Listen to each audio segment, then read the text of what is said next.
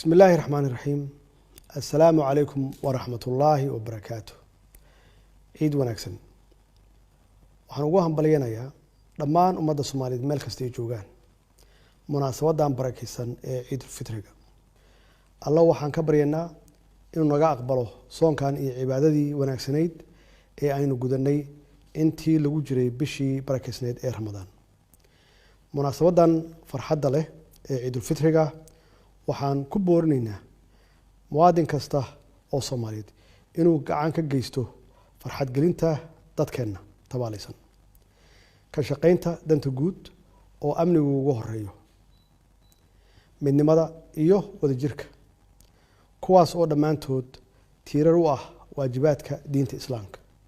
walaalayaal waxaan idin xusuusinaynaa in farxadan maalmahan barakeysan ee ciida ah inaynu si gaar ah ugu baraarugsanaano halista caafimaad ee dalkeena ku xeeran ee u sababay cudurkan COVID-19 oo ah mid aan yarayn oo inooga baahan dhammaan inaan u istaagno la shaqeynta laamaha caafimaadka si buuxdana ugu hogaansano talooyinka iyo awaamiirta caafimaadka ee lagu ilaalinayo caafimaadka bulshadeena. waxaan ku bogaadinayaa shacabka Soomaaliyeed sida wanaagsan ay ugu dulqaateen bandowgii lagu soo rogay dalka oo lagu xakameynayay cudurkan safmarka ah iyadoo lagu guda jiray bishii barakeysnayd ee soonka oo sida caadiga ah uu kordho culayska nololeed.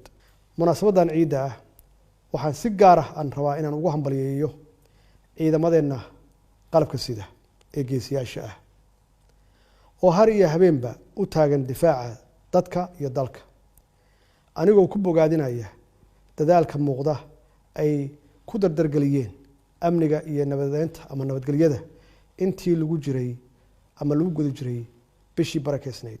ugu dambeyntii waxaan eebba ka baryaynaa inuu ciidan ciideeda inuu gaarsiiyo dalkeena oo nabad iyo barwaaqo ah kuna sii talaabsada jidka horumarka.